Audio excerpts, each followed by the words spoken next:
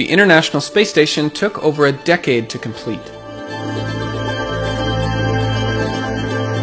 We've got to remember, the station isn't just aimlessly floating in space. It's going incredibly fast, about 20 times the speed of sound here on Earth. It orbits the Earth once every 90 minutes. Here's the front of the station. It always travels in this direction. So this is forward and aft, port and starboard, and then there's zenith pointing away from the Earth and nadir pointing towards the Earth. These terms are part of the regular vocabulary of an astronaut. We'll be using them a little bit throughout this video.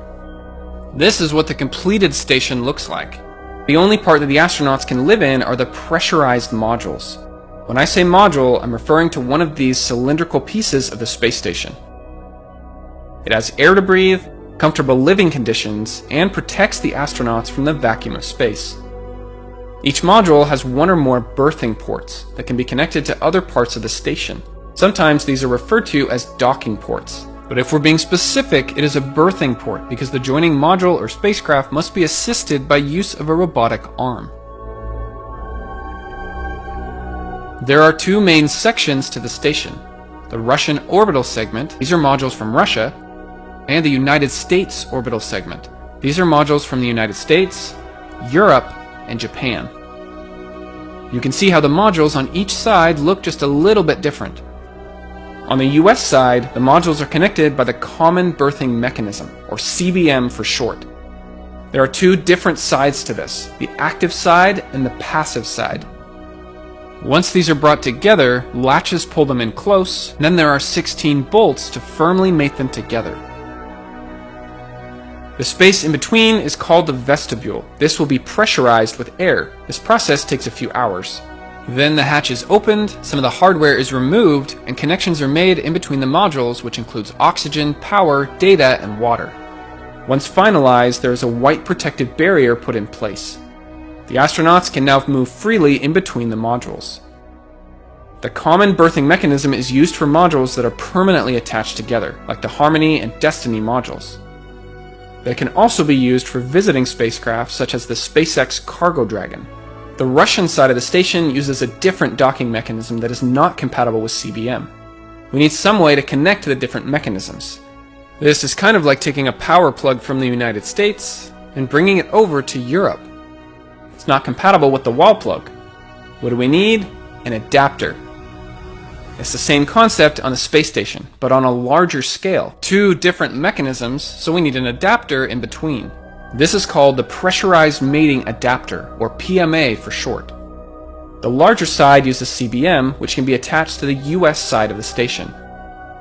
The smaller side uses APAS. This is compatible with the Russian side of the station and with the space shuttle.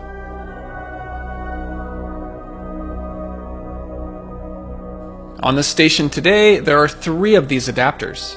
PMA-1 is permanently in place, connecting the two sides of the station. PMA-2 and PMA-3 were used as docking ports for the space shuttle. The smaller side, which is the side that uses APAS, was used for the space shuttle. This is how it would dock to the space station. Both of these PMAs now have yet another type of adapter placed at the end. This allows for more modern spacecraft to dock to the space station. Now let's take a quick look.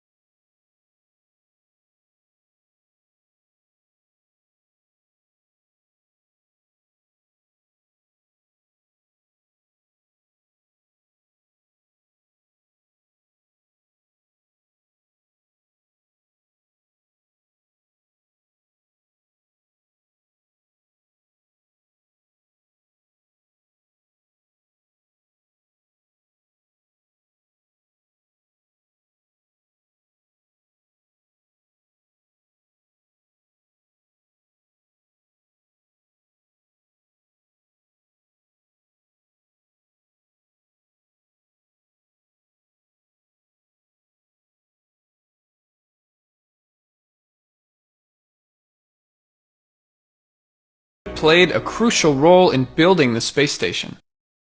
Let's take a look at a few shuttle mission. The Canadarm2 can lift heavier loads and would now stay on board the station. so it can be used in between shuttle missions. Here's an example of where you might find the Canadarm2 on the station today. The arm can attach to the station at either end. These are called latching end effectors. It attaches to anywhere on the station that has a power data grapple fixture. As you might guess, it provides power and data connection so it can be controlled from inside the station and from mission control back on Earth if needed. These power data grapple fixtures are in many places on the outside of the station. The mission that brought up the Canadarm2 was called STS-100. It was a 12-day mission. The shuttle docked to the front of the station at PMA-2. This carried Raffaello, a multi-purpose logistics module which would be temporarily attached to the station. The second piece of cargo was the Canadarm2. It was brought to the station on board, so the first thing they see is the Earth right beneath them.